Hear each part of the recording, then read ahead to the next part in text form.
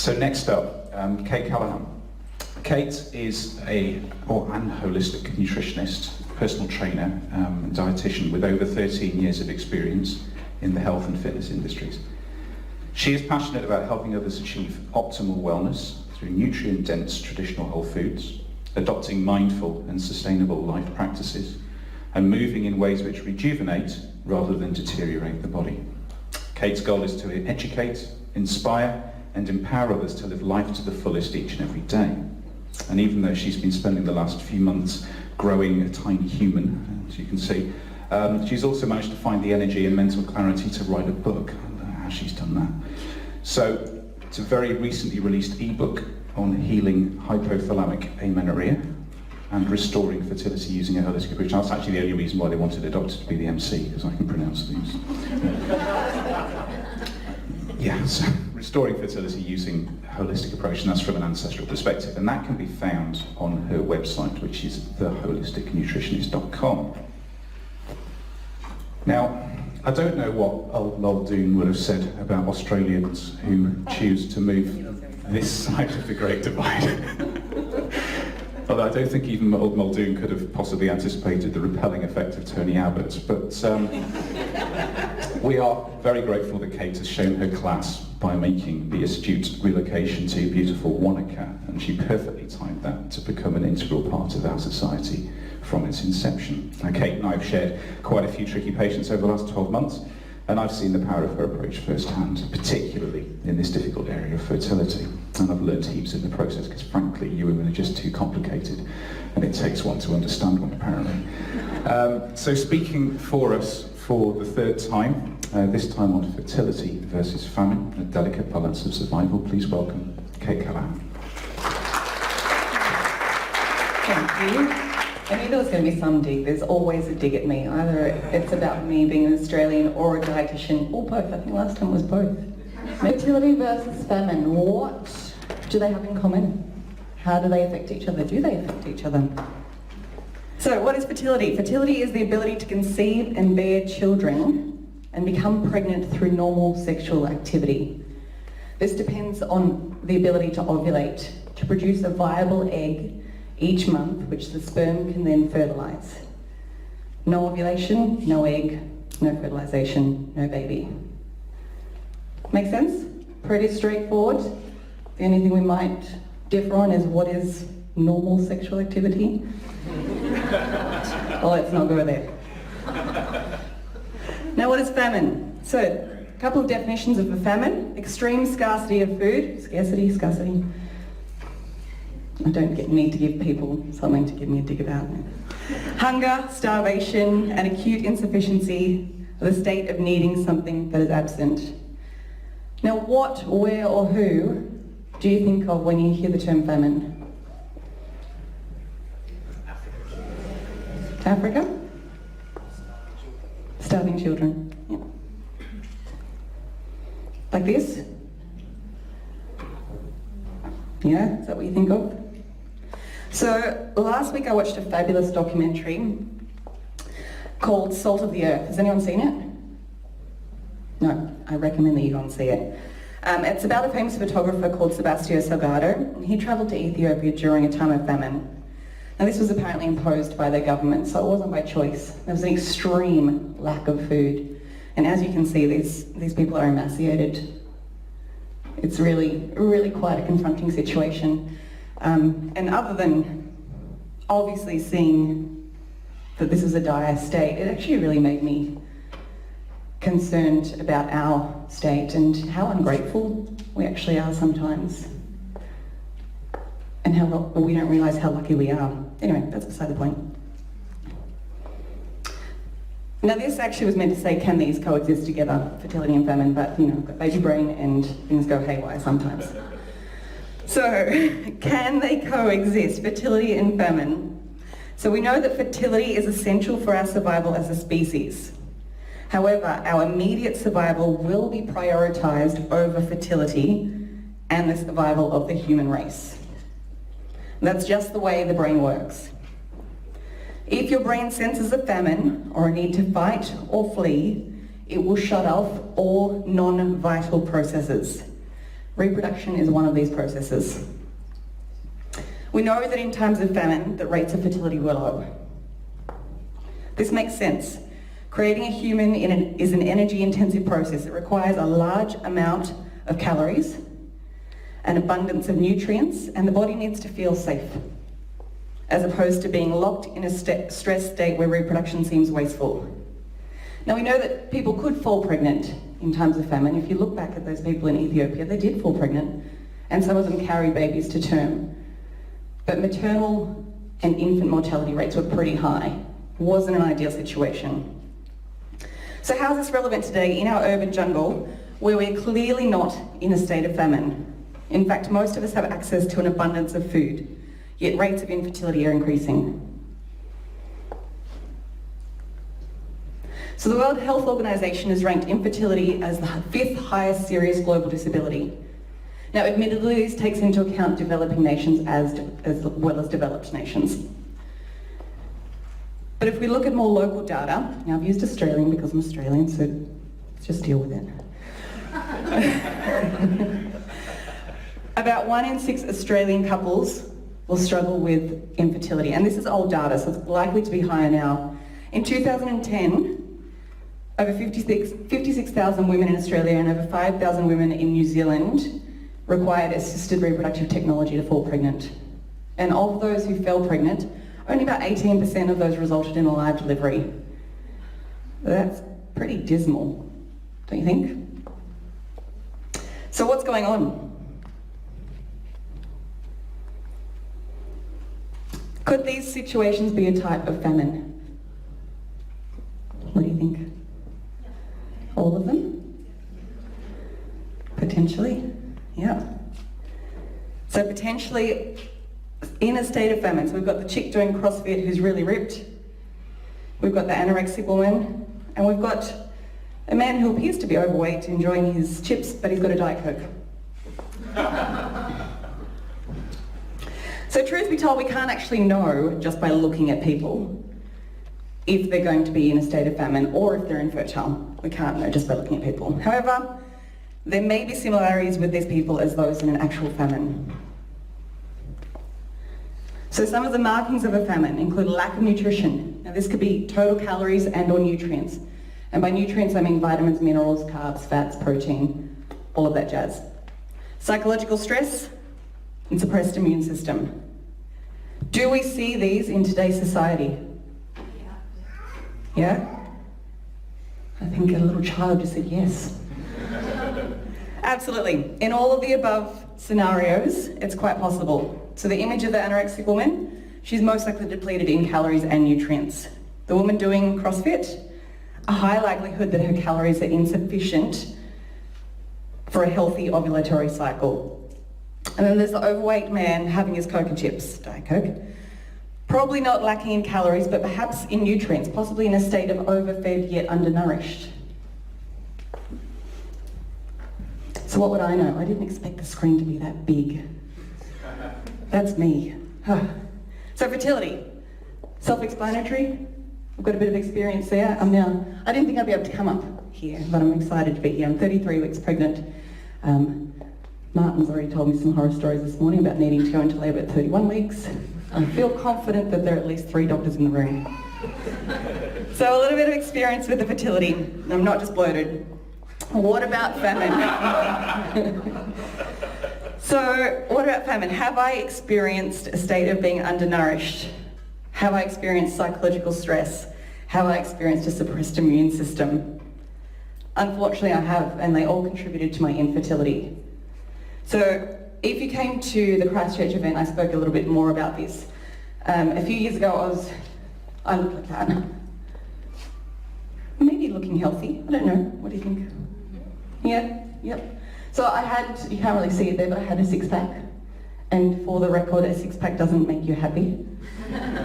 Not necessarily. I was really, really lean. I was doing a lot of exercise, and I wasn't really nourishing myself properly in terms of total calories. I was eating really good food, but not in total calories. And that pushed my body into a state of famine, essentially. And my brain said, all right, clearly not an ideal time to reproduce, so I'm going to switch everything off down here and leave you infertile. And that's exactly what happened. I was infertile for maybe 3 years with no period, purely because I wasn't eating enough and I was exercising too much and I was putting myself in a state of stress. And that's what hypothalamic amenorrhea is. I'm not going to go into that too much, but if you do want to talk to me about it, please feel free to come and have a chat after. So let's dive into the idea a little bit more about malnutrition being a type of famine. So malnutrition is defined as a lack of proper nutrition caused by not having enough to eat, not eating enough of the right things, or being unable to use the food that one does eat.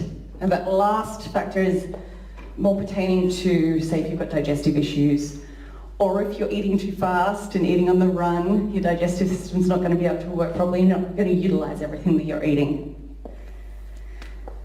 Mostly it relates to inadequate calories and or inadequate nutrients. Okay. Now, a lot of things can happen when we have inadequate calories. And I know in the Ancestral movement there's a tendency to say calories don't matter. I can tell you when you're not having enough, they do matter. Absolutely they do matter. I see it all the time. It's what the bulk of my practice is made up of. It's really quite concerning. So inadequate calories.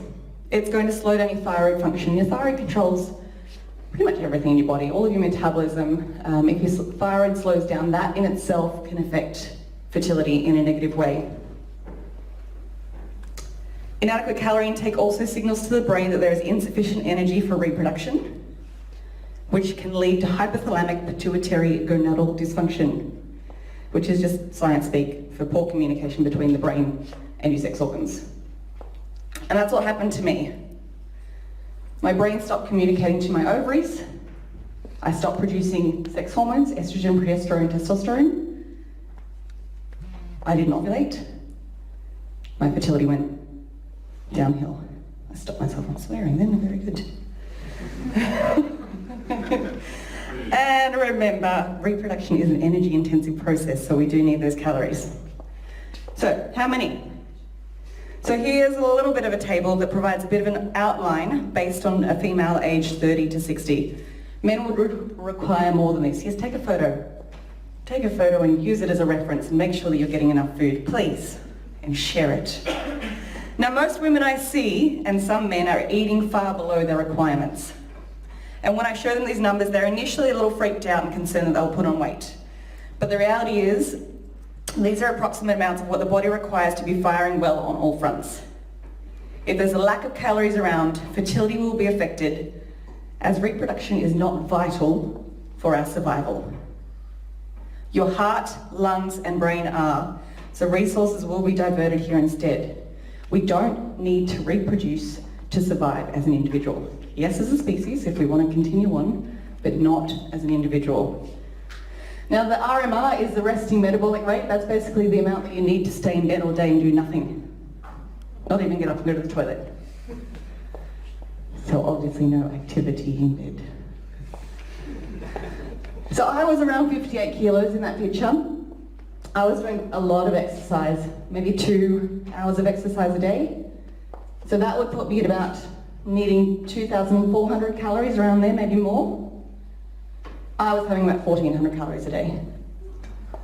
No wonder things went wrong. And what about inadequate nutrients? So when I talk about nutrients, as I said, I'm talking vitamins, minerals, proteins, fats, carbs, all essential for your body functioning well and to make a mini human. A deficiency in nutrients can and will result in reproductive dysfunction. Now let's switch gears a little. I always talk about females, so I'm going to focus on the boys. So listen up. So studies have shown that nutritional deficiencies can and will negatively affect sperm health. For example, zinc is an important component of seminal fluid and is essential for healthy sperm count and motility. That's the way they move. A deficiency in zinc has been shown to contribute to infertility in males. Now, if you're wondering where do I find zinc, best source is probably oysters, animal proteins, nuts and seeds to a certain extent as well. Excess omega-6 fatty acids. Now, these are abundant in our vegetable oils, which are seed oils, packaged and processed foods, and they're also in nuts, Having too many omega-6 fatty acids in relation to omega-3 fatty acids, which are found in our oily fats, our oily fish, and our grass-fed meat, can also negatively affect our sperm. It can affect the sperm concentration, motility, and morphology. Morphology is basically what the sperm look like. So you don't want them having two heads or weird tails and things. Sorry, I'm a very visual person. Now, it's important to know that adequate nutrition is important before conception, not after. The egg that is to be fertilised will have started to mature 3 months prior to conception. And those early stages of pregnancy, when most people don't even know when they're pregnant, are really, really vital. That baby's heart is formed by day 23 post-conception. That's pretty cool, isn't it? Things happen quickly. So which nutrients do we need for fertility and creating mini human? Well, we need all of them really, but I just wanted to highlight a few of them. And the ones that I've listed here are mostly found in fatty foods and or animal-based foods. So you've got your fat-soluble vitamins, vitamins A, D, E, and K, biotin, DHA, folate. I say maybe not folic acid, which we're often prescribed when we're pregnant. I'm not going to go into it too much, but some people aren't able to metabolize folic acid that well due to certain genetic defects. So best to get it in the form of folate from real food, obviously, instead of that folic acid supplement. Choline, glycine, sulfur, saturated fat, zinc, calcium, iron, and more. Make sense? Yes. Nothing really to question there. So, given that most of these are found in fatty foods or animal-based foods, this might give us a clue as to why we could be deficient. Given that we're told to consume a low-fat diet, so we're going to miss out on all those lovely fat-soluble vitamins, the vitamins A, D, E, and K, the omega-3 fatty acids. They come along with fatty foods. We have an abundance of convenient, nutrient-poor foods, which are high in sugar, which is further going to deplete the body of nutrients, and they're not going to have the necessary vitamins and minerals in them that we need. They might throw some synthetic ones in there for fun, but do they produce the same result? Not really. We live in an urban jungle where we have a lack of sunlight, and when we go out into the sunlight, we slather on sunscreen. So we're most likely to be deficient in vitamin D. If you want to talk more about this, speak to Anastasia. She did a great talk on it in Christchurch a couple of conferences ago. And on top of all of this, our environment is suffering greatly from constant abuse, as opposed to nourishment and rejuvenation, resulting in soils deficient of nutrients to supply our foods. So how can we nourish our bodies? With food. How can we nourish our fertility and avoid these nutrient deficiencies? The most nutrient-dense foods are going to be your organ meats. I'm talking liver, brain, heart, things like that. About 60 grams of liver will provide you with over 50% of all of your recommended daily intakes for all of your vitamins. That's pretty impressive. 60 grams of liver. Obviously you want some more food than just some liver. But I find that pretty impressive. Fermented foods such as sauerkraut and beet kvass nourish the bacteria in our digestive system, which more and more research is showing plays a huge role in pretty much every aspect of our health. I did do a whole talk on it last time, but it's huge. And not only that, but our bacteria play a role in producing vitamins as well. So biotin and vitamin K are produced by our gut bacteria. Free-range pasture-raised eggs. These are nature's multivitamin. Don't be scared of the egg. Wild-caught seafood. So I'm talking wild-caught salmon, sardines. We're going to get to your omega-3 fatty acids, your EPA and DHA. You're also going to get to vitamin A, vitamin D, calcium if you're having sardines or bone-in fish. If you're talking oysters, you're going to get really good zinc and B12. And then we want to look at sea vegetables as well. So seaweed, really rich source of iodine, which is deficient in our soils, but essential for thyroid function and essential for for a healthy pregnancy and growth and development. And of course, lots and lots of veggies. And land-based protein as well. Good quality land-based protein. We're pretty lucky here in New Zealand for the most part. Going for that grass-fed land-based protein. So beef, lamb, venison. When it's grass-fed, when it's wild-caught, it's more likely to have a higher level of omega-3 fatty acids and a lower level of omega-6 fatty acids. So again, helping the sperm. And everything else. So what about the psychological aspects of a famine? And how can we apply this to our modern culture and how it might affect our fertility? What's the difference between the stress that our body notices in an Ethiopian famine and that in an urban jungle? What's the difference? How does our body respond differently? Not sure? It doesn't respond differently. To your body, stress is stress is stress. It doesn't know the difference between the stress caused by a complete lack of food or being chased by a tiger, and that caused by road rage, impending deadlines, financial worries, over-exercising and screaming children. My child's not going to scream, it's going to be perfect. So I like this definition of stress. Shh. No arguing, please. Stress is a physical, mental, or emotional factor that causes bodily or mental tension. Stresses can be external from the environment, psychological or social situations, or internal, illness or from a medical procedure. Now there are two arms to our central nervous system. I like how everyone else has already set this up for me. So we've got our sympathetic nervous system and our parasympathetic nervous system. Now the sympathetic, or SNS, is that fight, flight and famine system. And that's activated in times of stress, resulting in an increase in the production of our stress hormones, adrenaline, noradrenaline and cortisol.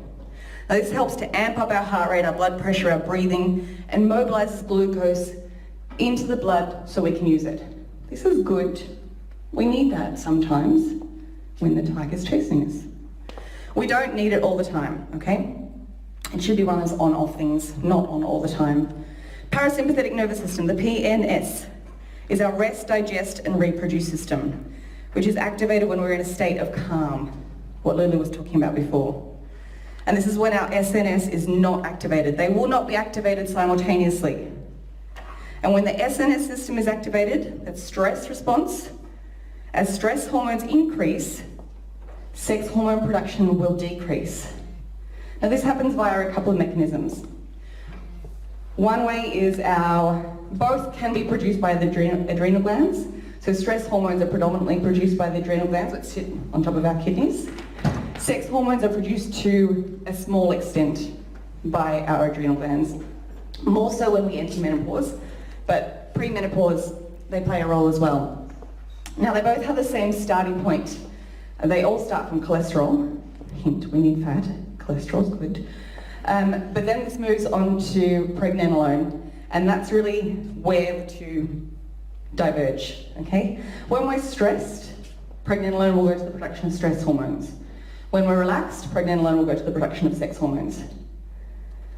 That pregnenolone will be stolen from the sex hormones if necessary. As stress hormone production goes up, sex hormone production goes down, due to something called the pregnenolone steal. Now the other way that this can happen is via the mechanism on the brain. Something called corticotropin releasing factor, which stimulates our adrenals to release our stress hormones, has a suppressive effect on the hypothalamic release of something called gonadotropin releasing hormone. You still with me? Now, gonadotropin releasing hormone is important for signaling to the pituitary gland to release two other hormones: follicle stimulating hormone, which stimulates our follicles in our ovaries to produce eggs, and luteinizing hormones, which is going to stimulate ovulation. Now, corticotropin releasing factor suppresses gonadotropin releasing hormone, which suppresses luteinizing hormone and follicle stimulating hormone. Follicles won't mature, ovulation won't occur, They also won't get the message to the ovaries or the testes to produce our sex hormones. So can we see how all that ties in together? Summary, stress, no good. So not only can stress decrease sex hormone production, thereby reducing fertility, but increased maternal cortisol levels have been linked with early term miscarriage. Again, if your body senses that it's not an ideal time to bring a mini human into the world, or if that it could place an unnecessary strain on the mother, possibly endangering her life, then baby making will not happen. So now that we know that stress contributes to infertility, and the stress we experience in modern life is perceived by the body and brain as exactly the same as that in famine, what can we do about it? A whole lot. Have sex and or orgasm. I've said or because you don't need someone else. Again, not going into that. Not my specialty. Second point, got you there, laughter, excellent. Play, yoga, meditation, socialising, getting out in nature is incredibly healing. Take a bath, sing, dance, be a little bit ridiculous, put on your favourite music. Practice diaphragmatic breathing, what Lula was talking about, deep breathing deep into your belly. Feeling your belly expand as you inhale, like this big. Seriously, try it. Place your hands on your belly. As you inhale, feel your belly expand. As you exhale, feel your belly fall. That helps to activate that parasympathetic nervous system and calm you down. Practicing gratitude. I don't think we do this enough. Every single day, think about what you're grateful for. It's a nice way to end the day. 3 things that you're grateful for. Affirmations, this might sound a little bit hippie woo-woo, but they help. One of my favourites, in the context of what Lulu was saying, is there's plenty of time in the day to get everything done. Because we get so caught up in our to-do list that stresses us out. Just tell yourself, there's plenty of time in the day to do everything. Spend time with animals, phone a friend, give someone a hug. I'm known as the hugger of the society, so please feel free to come and give me a hug after. A little bit more. Have a cup of tea, get a massage, read a book. Do anything that you find enjoyable, really. What about exercise? Exercise can be a stressor on the body. Chronic extended cardio exercise, such as running or aerobics, increases your cortisol output, and we've spoken about how that can decrease sex hormone production and signal to the brain that it's not an ideal time to reproduce. Excess exercise where you drop your body fat too low. My body fat was about 13%. That's going to suppress the production of something called leptin, which tells your brain that there's sufficient energy around to reproduce. Really low body fat, no leptin, no babies. So what do we want to do? We want to do some short, smart, high-intensity exercise and resistance training, which is going to help improve insulin sensitivity, improve well-being. We do want to move, and in males it's going to increase testosterone. So all those exercises that Jamie was talking about, really, really wonderful. And long, slow exercise as well, and that helps to activate the parasympathetic nervous system. So yoga, walking, anything you find enjoyable. Yes? Can you explain the difference between your chronic extended cardio and your long slow? Yes, good question. So the chronic extended cardio is more, what Jamie was saying, that, as opposed to more of a leisurely, taking things in, like pounding the pavement at that sort of moderate intensity for long periods of time, rather than the low intensity for long periods of time. So you're sweating, you're kind of trying to burn some calories, trying to work off your lunch. Does that make sense? And aerobics, so things like body attack, body step. I used to be a group fitness instructor, so I'm in a good place to pay them out. They just keep your body in that state of stress. What about dance? So you're enjoying yourself, but you're also aerobically... I think it's slightly different if it's more for the pleasure of it as opposed to the calorie burning. I think we do need to pay attention to the mental side of it and what the reasons why we're doing it. So absolutely, if you find dance enjoyable, but it's still kind of... There's times in dance as well when you're pulling back as well. I mean, you do a little bit of dance and then you back off and then... Does that make sense? So going up and down and up and down, as opposed to staying here. Yeah? I don't run.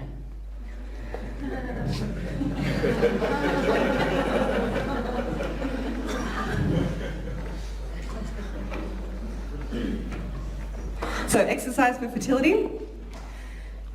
Things are going to activate the parasympathetic nervous system every day. Yoga, Tai Chi, nature-based activity, play, dance. Gratuitous shot of me doing yoga in nature.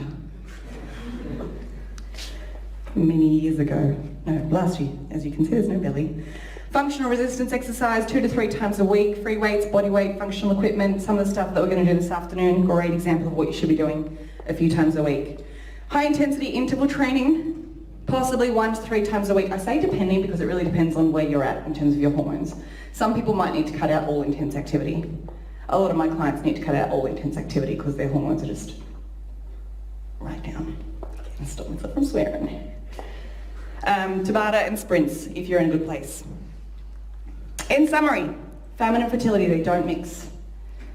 Okay? We don't need to, most of us don't need to put ourselves into a state of famine or mimicking a state of famine. In our environment today, there's things we can do, and we've gone over that. So famine, we can equate it with malnutrition, which is inadequate calories and nutrients. Nourish yourself with plenty of real foods, good foods, get sunlight, choose appropriate exercise, choose a variety of different exercises and things that you enjoy, exercises that you're not doing just to burn calories, you're doing it for fun. And remember, stress is stress is stress, so chill out.